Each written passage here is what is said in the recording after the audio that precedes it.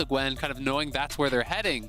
Now, do you look towards something like the GP? Because that becomes kind of king of the castle. King of the top lane, at least, but Ari and LeBlanc still available. Wukong as well. One of those three is going to get through this pick ban phase. Well, and they could actually just leave multiple up. If you're on red side, I think it's actually better to leave 3 OPs up than 2 because you can do a 1-for-2 trade. So I am really interested to see what these last bans are going to be. T1, of course, could take 1 away. If anything, you know, I feel like they would be happy to go for that Wukong plus the LeBlanc or the Ari.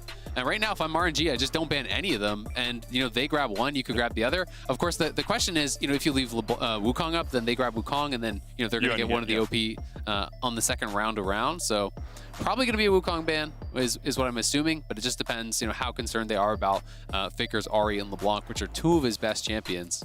Well, it will be the Ari left open, LeBlanc banned away. So Wukong and Ari are 2 main points of focus here for T1. Of course, they could look towards the top lane and go for something like the Gangplank. And the only problem is, as you say, leaving the Wukong and the Ari available for RNG.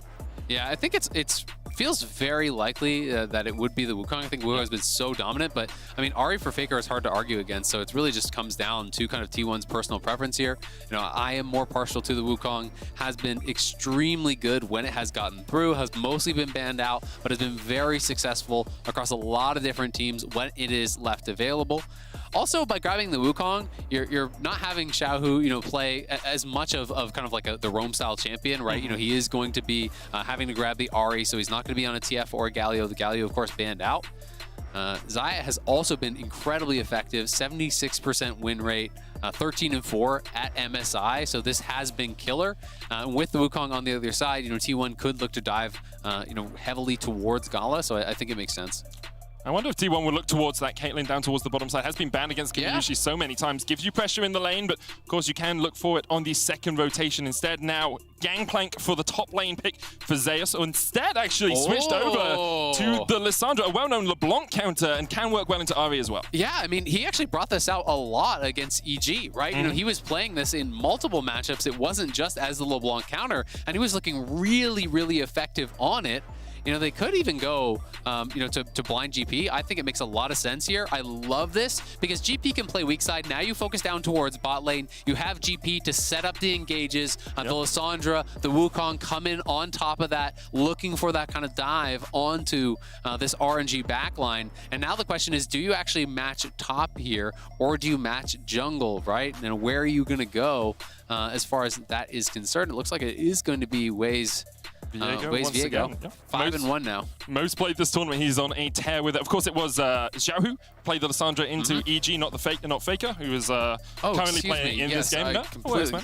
It's hard when they swap over so often. I have to move all my notes around as well. But yeah, it's the Lissandra into the Ari in the mid lane. Now we're going to see where the bans go. RNG likely to look towards banning AD carries. T1 likely to look towards banning perhaps top laners that would work well into this Gangplank. Yeah, that is definitely going to be the expectation. Bin is a very flexible player, you know, is an aggressive player. I'm curious to see what they're going to be concerned about, you know, with this GP. You know, if they think Bin would go something very aggressive, range matchups can be a concern for GP.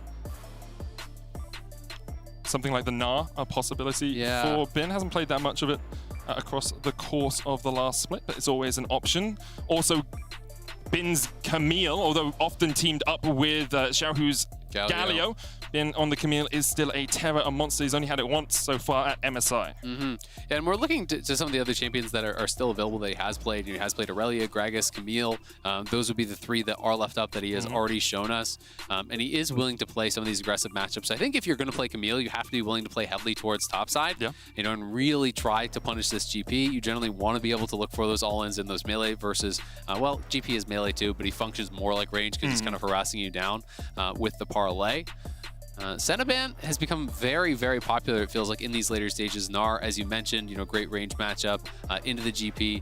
I think these days, it feels like as GPs are getting more skilled, it does start to feel more GP favored. But at the very least, you can kind of go even, be a stable team fighter there. And it feels like RNG, once again, are building for that team fight.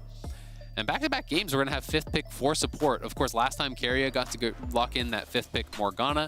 This time, Ming will be the one getting to last pick his support. So will he actually go for that 2v2 style of counter pick, or will he be playing more towards the 5v5? Gumayusi back on comfort here. He was known really as the Jinx Aphelios guy.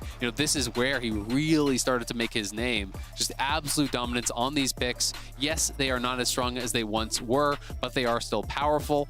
And Gumayusi playing comfort, when they actually beat RNG in the second round robin, he was playing that Aphelios, something that no one was really playing. And Danny, as well, when he actually beat T1, was playing the Jinx. So people have started to go back a little bit towards that comfort. And it isn't, again, going to be ranged support here. I mean, ranged into Tahm Kench makes a lot of sense. It's so easy to harass, and you get pressure in that lane. Of course, Jinx losing the extra HP early on, one of the nerfs that brought her down from S-tier AD carry, means that she can't harass as heavily in the lane, so expectations are that Gala and Ming will have the priority down towards that bottom side. I do look at RNG's comp and think it lacks a little bit of engage. Obviously, Mantrid Inspire from the Karma can get you that movement speed, and a Gnar jumping onto the backline or a Spirit Rush into a Charm, but you don't have that all-in go button like a Lissandra or a Cannon Barrage or a Cyclone from the Wukong. No, absolutely. I mean, they don't have any point and click engage, right? How you have to depend mostly, I think, on flanks, on things like that, or like T1 last time, you have to be first to the objective, right? If RNG is first to set up at the objective and they're engaging into you, it can be very difficult to walk through the Xayah Feathers, through the Karma Poke. But if RNG, can get ahead, there is the ability to actually play through sides, to look for dives. That's something that they really, really aggressively do enjoy. But T1, I do think, are set up with a more powerful 5v5 comp if they can stay at parity. That is going to be a big question, though, as I think Jinx TK pretty heavily at a disadvantage here against the Xayah Karma on the other side. And Gumayusi and Keria didn't struggle in the lane itself. They struggled because they were ganked and Gumayusi died level 1, but the laning phase, they were like 20 CS up, they had that push. Here, they won't have the pressure in the 2v2, but my expectation is they should still be able to weather any storm that RNG puts down towards that bottom side. Yeah, and we'll see. I mean, a lot of MSI, I think, has been about, unlocking mid lane, right? And being able to actually get ahead through mid and then move your mid laner out towards those sides. And RNG and T1 are both very adept at doing that. If anyone can get a big advantage in that mid lane, it can really start to spill over into these side lanes, and that's where you start to get those enormous leads where things can get blown apart, because players at this level are just so good at minimizing loss. Even in these very, very bad matchups, they rarely ever die. They give up a bit of farm, they go down, they have good base timing, so it's hard to pressure their towers. We'll see if RNG can get more of an edge in that 2v2 than T1 were able to last time. It is an interesting sort of switch from Game 1. Game 1, RNG, very teamfight focused, just wanted to scale up. We're happy being 2,500 gold behind at 20-minute mark here. T1 are now in that boat. You have superb scaling in the Jinx and the Gangplank. You can be very strong when it comes to 5v5s. You have zone control. You have these big, impactful ultimates. You have protection for your AD carry. And RNG, they have a similar composition when it comes to 5v5, although not as much engaged, not as much zone control. But their early game is much stronger, and they'll be looking to get that early lead. Yeah, absolutely. It's going to be really interesting. Both mid laners are going for the Electrocute. We're not seeing as much of the Aftershock Lissandra. Of course, that was kind of the tech into LeBlanc. But even in that matchup, a lot of people were starting to go Electrocute more for the 1v1 and less for kind of the survivability in that 5v5. So when you are going Electrocute, it is more risky to use the offensive ultimate instead of the self-ult, because you don't have those resistances from the Aftershock to stay alive. But as far as the trading is concerned, I think Electrocute is just almost always going to be better against the Ahri. Ahri's not like that LeBlanc where she's getting, point blank range, and you can find that really effective W. Ming is going to be Comet and Ignite, so this is really setting up here for that 2v2 heavily. And Faker really taking a nice trade. Yeah, dodging out the Orbital Deception means that he gets about 100, 150 HP advantage there in the mid lane. Both of them have already popped one stack of their Corrupting Potions in this matchup. Is one that we have to watch a lot. Is our Mercedes-Benz featured matchup in the mid lane. Faker versus Xiaohu, two incredibly decorated players. Of course, Faker, 2 MSI titles, 3 Worlds titles. Xiaohu with 2 MSI titles of his own, both of them fighting to be the first to 3. Absolutely. And I mean, all time, Faker was 13-6 coming to this series, so make it 13-7 as far as the advantage over Xiaohu. Has historically had a slight CS advantage in lane. But these guys have been very similar top performers for the team. Within 30 DPM of each other, 0.1% away as far as total KP. Like, these guys have both been absolute rocks for their team. And we've talked about it a lot. Everyone used to look at RNG as the Uzi team. It is very much now the Xiaohu era. He is that top performer for the team, has been for many years across multiple positions. It's just incredible. And something we, I think, almost take for granted, the fact that, you know, he won last year in a different role, and now here he is in the finals again at mid lane. He seems to just be able to, at will, just, yeah, I think this year I'll maybe win an international tournament in a new role. That's what you do. Zeus looking for a lot of damage here. Flashing forward, Bin's going to flash away. Barrel chain does not connect, but Zeus winning out the early trades here versus the Gnar. Yeah, heavily so, because it was actually a cloth 4-pot start. So he's completely out of potions. The fact that he actually went for that, this very defensive start, has already burned through all of these potions as well. Owner even pushing Wei off of the red buff here. You know, went red Raptors and then Gromp and then invades up here towards this top side. So he has the red buff and it does push Wei back. Wei now though going up towards Zeus. This will dive down in the bottom lane. Ignite ticking on Ming. There's a lot of damage that flashed away from Zeus though in the top lane. Overstepped a little bit and Wei there for first blood. Nicely done by Wei. You know, Zeus trying to reset that. Owner now trying to come up here. We'll see if he can actually catch Bin. Wei's just got to make time. Owner flashes forward, brings down the staff. Owner gets a counter kill for T1. Wave not in the best of states for Zeus. He has TP'd to his tower. Wei's going to try and keep pushing this one out. Dashes away. Counter TP by Bin. Oh, nicely done there by Owner. Getting aggressive, flashing past Wei to get that kill. But really creative pathing from Wei because, I mean, he gets pushed off his red buff. And I think Zeus was just expecting that meant he was going to play it defensive, give the respect over that Owner could be there. But Wei kind of calling the bluff, just goes in, is able to get that kill onto Zeus, grabs first blood for himself. Neither top laner picking up the kill, but still, RNG will grab first blood. And on this wraparound play, as we saw Owner on the minimap, he was over towards mid lane. He was actually looking to make a wraparound play there on Xiaohu. I think his read was Wei would come back towards mid to look to cover. Yep. So he goes up, gets that kill there, and then Owner, Wei has to buy time here for Bin, has to create the space, but he's not able to do it. There was just no hesitation from Owner, flashes in. And again, because there is no red buff on Wei, he's not comfortable taking the 1v1 even afterwards. Wei once again, though, looking up towards this top side. Will be spotted on this ward in the Tribush. Clears that one out. Owner a little bit late on his, well, actually not late on his reset. Wei has yet to reset on this Viego. So Owner will have the first reset, gets himself a Caulfield's Warhammer, is now going down towards that bottom lane. Speaking of, it's about even down towards that bottom side. You can see Gumayushi still very topped up in health, still 2 potions to the good. Yeah, I mean, absolutely. We got to see T1, and we were talking about a lot about top lane, but they got the flash and the ignite off of Ming, right? And creating that amount of pressure now means that Ming has got to play this 2v2 a lot more defensively, so it's a huge win for Keria and Gumayushi. A range support without flash has got to play passively, and a range support playing passively is not creating the advantages that you really want to see. Especially with the engaged potential of a Tahm Kench. I think a lot of us think of Tahm Kench as, you know, he protects his AD carry, all he's going to do is devour them, get them out of the fight. But now that Abyssal Voyage is a normal spell, it's no longer his ultimate, you can go in, you can be aggressive, you can use that thick skin to tank up the damage coming back out from RNG. Absolutely, and if you actually connect with that, there's the ability to follow up with the chompers. There is actually that CC lockdown. Of course, it can be difficult. The speed-ups from the Karma Shield can help Ming to dodge out on those, but you know, we never got to see the setup for the fight. We just got to see the end of that, where T1 was really creating those advantages. Mid lane has created a slight advantage for them, about a wave up there for Faker. Top lane seems very even. Overall, really competitive game, and T1 bouncing back strong here. Yeah, kind of to be expected that these two teams would be very close. Historically, RNG have slowly been working their way back towards beating T1. They've faced 4 times in best of 5s, and actually RNG have yet to win a single 1-0-4, but the last one was 3-2 in the Worlds. Oh, that one came up and then went down a little bit quicker than I was expecting. So yeah, last one was 3-2 at Worlds 2017. So RNG now looking for their first win against T1 in a best of 5 way. Now looking up towards the top lane. Zeus puts down the cannon barrage, just going to try and tread onto Bin. Good night to the wall, but Zeus eats the oranges and he is K. He walks away. Faker's here. The frozen tomb buried his way in the ground. Zeus coming up huge for T1. Wins out in the 1v2, and then Faker on the roam. On the bot side, they do force the flash from Keria, so RNG getting something back. But when GP is getting ahead early in this matchup, there's no worse scaling in the Gnar versus GP matchup. GP is going to outscale you, is creating this advantage already.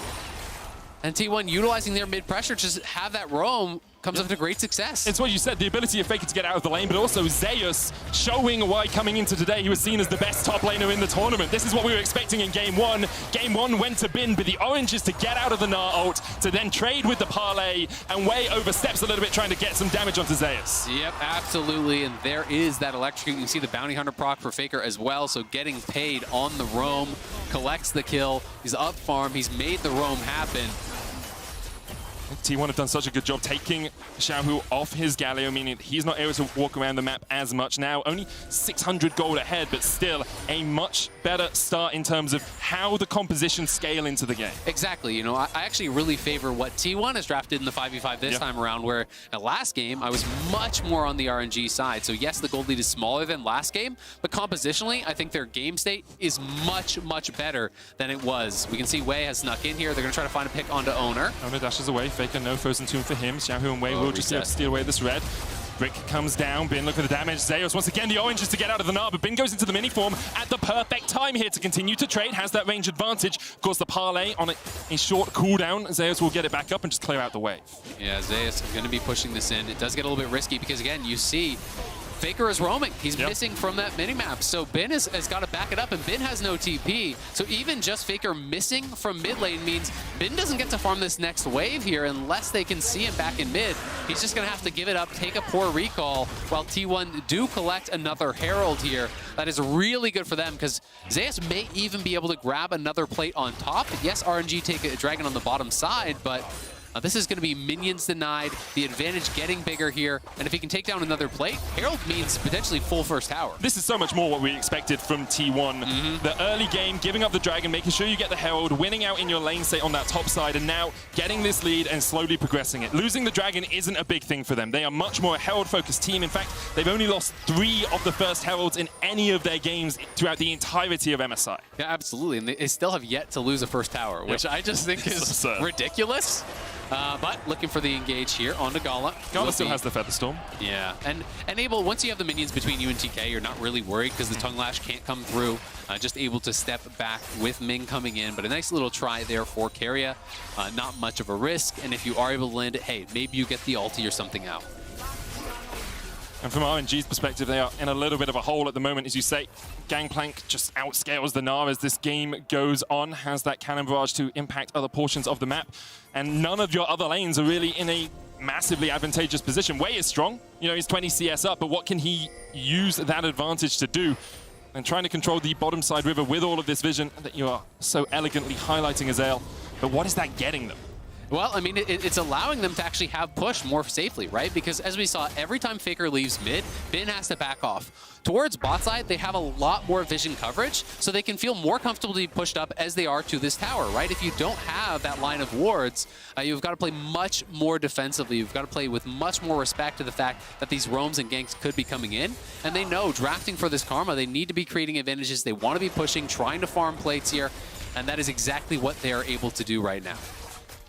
I do wonder if Ono is going to make a beeline for the bot lane and just try and get this Rift Herald down for some extra gold into Gumayusi's pockets. He's only about 300 gold behind now. Faker 700 ahead in the mid lane. Zeus about 700 ahead towards that top side, which is where the majority of T1's lead is developing. But getting more gold into a Jinx, getting her towards that first item, getting her out on the map can be a big changing moment, big crux in a game like this. Yeah, absolutely. I mean, Jinx is just so strong in the later stages of the game. So yes, they are creating a slight advantage down there in the bot lane, but it hasn't felt like it's been enough to justify the Karma just yet. You know, that 5th pick Karma here is much more, I think, lane focused. Of course, you can be powerful in the team fights, but Keria, you know, drafting the TK clearly to keep this Jinx safe in those later stages. Wei trying to look for an angle here to wrap around, but there's vision in that river, and there's not going to be much of an opportunity here, I think, unless Zeus way oversteps. RNG continuing just to look for a little bit. Zeus, Nard back, eats the oranges, nice dodges away from the wallop for the stun, but Wei coming in with a Spectral Maw as well. Zeus does still have the flash, no stuns available, but the boomerang will find its mark. Bin on the board. Nicely done by Bin, just scoops him in as Zeus steps forward for that wave. They do find an opportunity here to go in, get that kill. That is critical to slow down Zeus, who's already on Triforce here. And you look at the itemization of Bin, It's not much. Everfrost, Charm comes out. Xiaohu able to walk away from this one. Frozen Tomb, Spirit Rush enough from Xiaohu to escape. Ming now looking for the chains as well. Faker has to flash. Owner goes back in the cycle. Spirit Rush once again. Owner, Xiaohu able to dodge across the wall and wade there in time. Meanwhile, in the bottom lane, Gumayusi, Gala flashes, but the super mega death rocket lives up to his name. Wade, though, still on the chase as Keria does still have a flash to get away. Faker hits to try and protect as Keria puts the tongue lash down. Faker, glacial path across the wall, perfectly placed to escape the fight. Oh, it's so scrappy in game 2. Both teams got their warm-ups out in game 1. They're ready to go. Gala trying to dive Gumayusi there. He had the earlier Gale Force, so wanted to make use of that Mythic.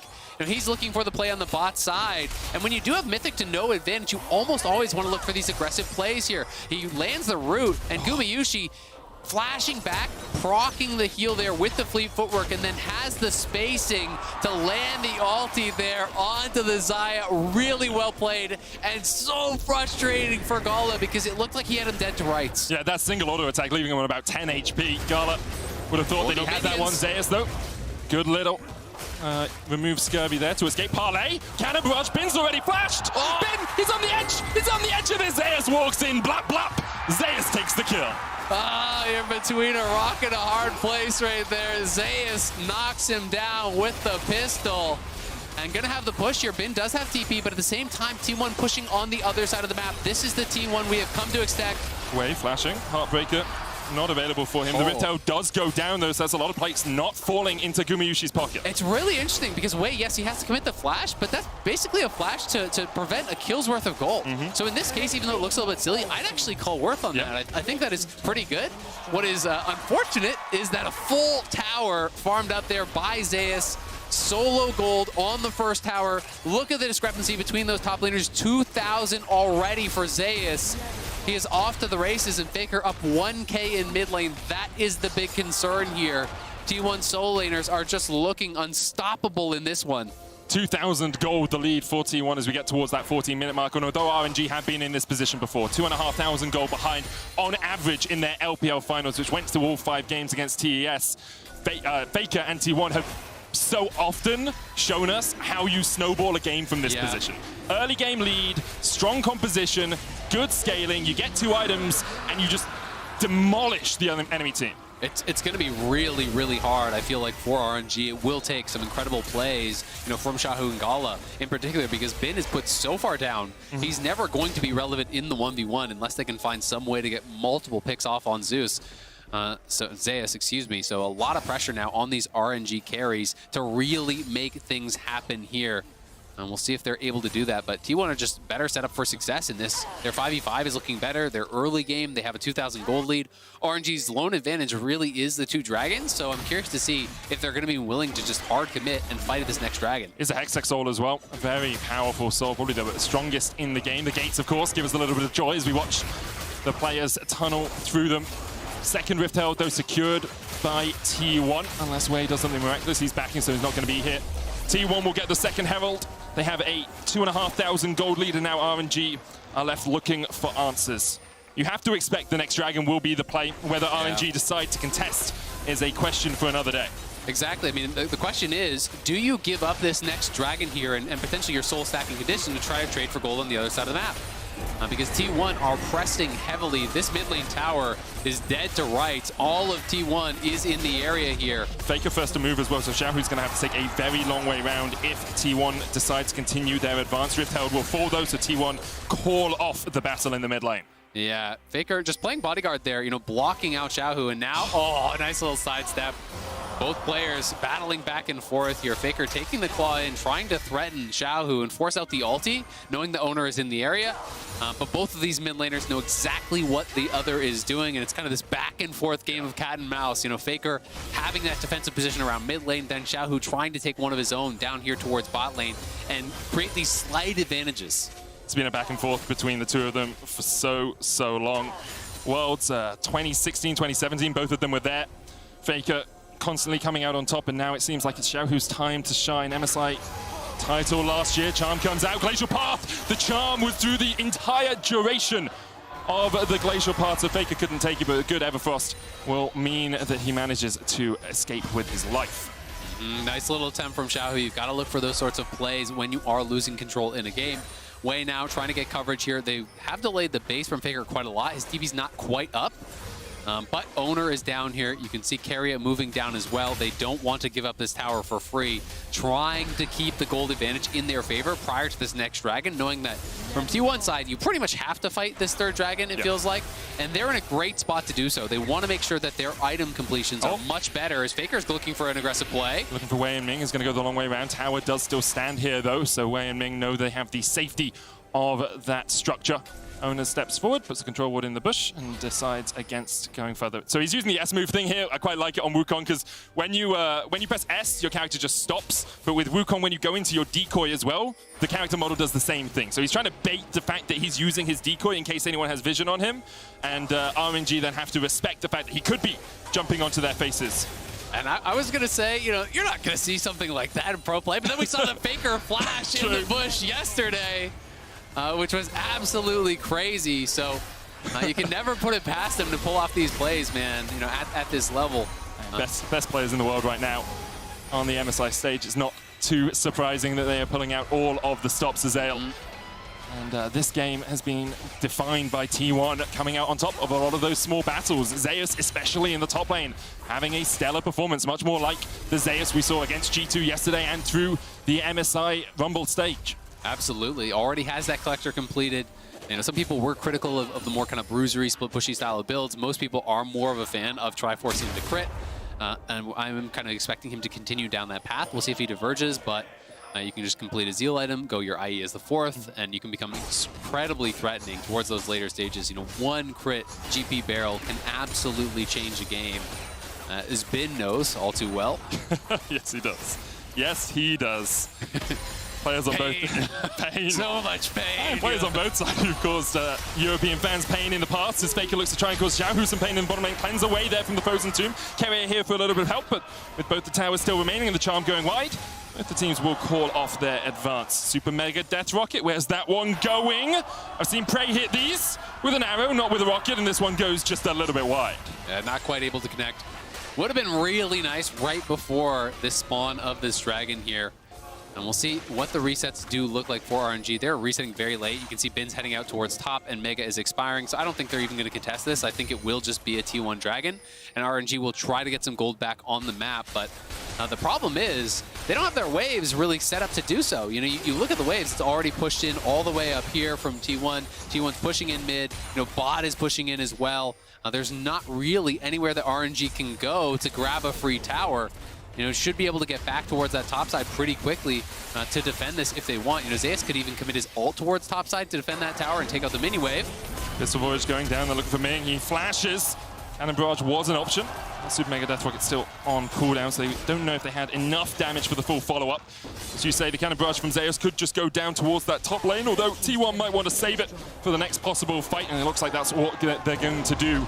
They are advancing towards the tier 2 in the bottom side of the map. Exactly. They're just going to try to trade this tier 1 top for 2 towers bot. They already knocked down the tier 1. RNG late on the resets, and T1 have 5 members here. Xiaohu's not going to be able to defend this on his own.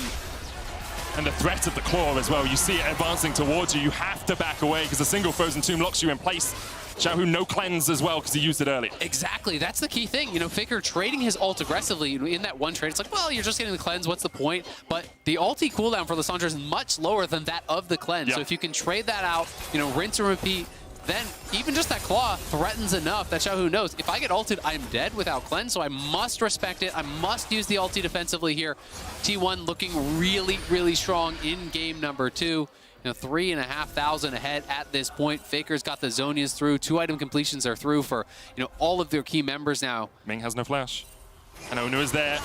Tongue lash into the Abyssal Voyage. No knockup needed. The Cyclone for the follow-up. Ming trying to heal himself up. Not enough. Ignite ticks and Keria takes the kill. Bin though now on the chase. Any TP opportunities for RNG? None.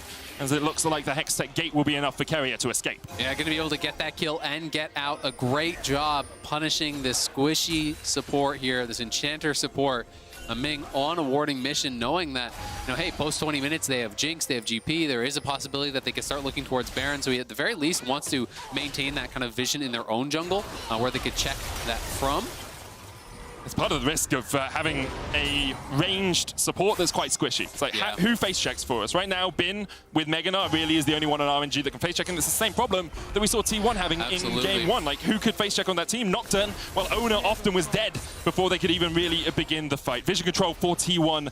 Sublime down towards this Baron pit. They have total control. You can see RNG's vision only remains in their own side of the jungle. It's very hard now for RNG to find any opportunities, any avenues to advance this game. Yeah, it is becoming really, really difficult for them. So they are going to be the ones with more pressure. You know, T1 can just kind of sit back, relax, continue doing what they are doing. They've been playing this out so well. Faker now looking for Ming again. Ming, he's just left to his own devices, trying to get vision down. Wei trying to fight Keria here. The thick skin will help out Keria a little bit as Gumayushi and Ono are here for the flank. Gala looking for Ono. TP coming in as RNG. Maybe it found the fight that they were looking for. Cannon Barrage goes down. Ono low. Everfrost short. Zeus trying to dodge away from Xiaohu. Ono on the back line, but Wei's already taken him out. Good charm. Oranges from Zeus. Bin looking for the bricks. Gets it onto Zeus, and the chase continues. RNG flash forward. The bricks miss. Wei goes in with a heartbreaker, and Zeus will fall. Oh, that's huge for RNG. They get multiple kills here. Owner is down. They're going to go to Baron. It looked like T1 had everything in their favor. And just like that, RNG find the window to take the fight. And now T1 looking like they're unwilling to give this up. Guma still has all summoners. Faker has ulti. Will they try? A Jinx and a Tahm Kench versus a team of Baron. You've seen this before. The charm flashed away by Gumayushi. Faker looking to get in from the back of the pit. Frozen Tomb available for him. RNG calling T1's bluff, and Faker finds them all. Gumayushi, Keria, and Faker will not go quietly into the night. Form is temporary. Faker is forever. Oh my God, T1 going wild there. Keria's even going to chase him down and take down Wei. You hear Busan erupt as the unkillable Demon King flies into the pit, and him and Gumayushi make RNG regret trying that Baron in their faces. 5v3. Be damned, they get it all. And they're still on the chase here. All right. Oh, wait. All right, okay. Yeah, we see you, Wei. Good escape. Keeps the jungler up. Means that Baron is a little bit harder for T1. Of course, the Hextech gates mean... Oh, Baron's already taken. Actually, RNG did secure it in the middle of the fight. I was so focused on the kills. It makes it a lot harder, you're right. Way harder. Yeah, RNG get at least one Baron out alive. Yeah. So Wei can buff up those minions, but now T1 making a beeline for the other side of the map.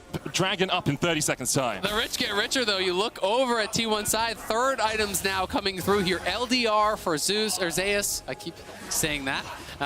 IE now through here for Gumayushi. So that is massive. And you can see Faker likely working towards a death cap next. He already has the Mage Eyes. You know, is looking really, really strong already. Do RNG start this up on spawn? That is the big question. Oh no, it's TPO to the other side, yeah. Doesn't want to get flanked. RNG flanked so well in game 1. T1 though, 4,500 gold ahead. Won the last fight. Faker and Ono looking for a position to get onto this backline. What have we got in terms of ultimates and flashes? Gala and Ming both have their flash. Gumayushi none, Keria none, Faker none. No one on T1 has that summoner spell. Bin looking to try and get on towards that backline. Xiaohu goes forward. The charm's going to connect. Great devour from Keria. Once again in the right position. Faker pops the Frozen Tomb in the midst of RNG. Rooted up. There's the stopwatch. Heartbreaker in by Wei. The Cyclone onto the backline. Glacial Path for the follow-up. The Super Mega Death Rocket once again lives up to its name. Gumayushi with a triple in the river. And they're going to push down mid. They're going to potentially look to try to end here. Forget the dragon. T1 racing towards that mid lane. They want to tie this series up. T1 heard you talking smack in game 1, and they came back with a haymaker. RNG could do nothing in the early game, could do nothing in the mid game, and when they did something, they were slapped back into the dirt. T1 advancing for these Nexus towers. 1-1 in their eyes. Busan erupts as T1 look to make RNG pay for their hubris. Faker still alive. Ming tries to take him down, but he's unkillable for a reason.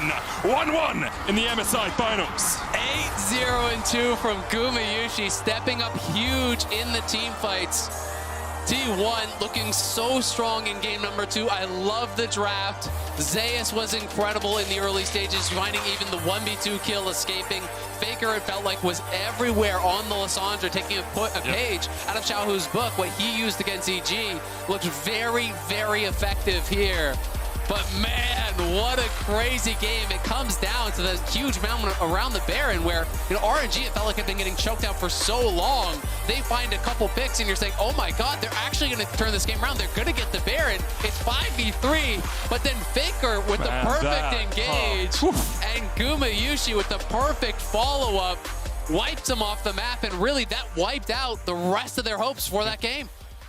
T1 were born in the Baron flip. They were molded by it. They didn't see a clean Baron setup. Yeah, exactly. They didn't see a clean Baron setup until they were in the MSI finals, and then they were blinded by it. RNG as well, blinded by T1, blinded by Faker in that game. What a performance all around by T1. And I'll be honest, after game one, I wondered if T1 would be able to find those early game leads like we've seen them do in the past, and whether they'd be able to really challenge RNG. But here, the fact they drafted Teamfight and then we're still able to take out RNG, it's a good sign for the rest of the series, Azael. I mean, it is absolutely terrifying. When you have the Nara to GP, you go cloth armor 4-pot, and you're out of potions at like level 2, level 3, and the GP is pressing. It's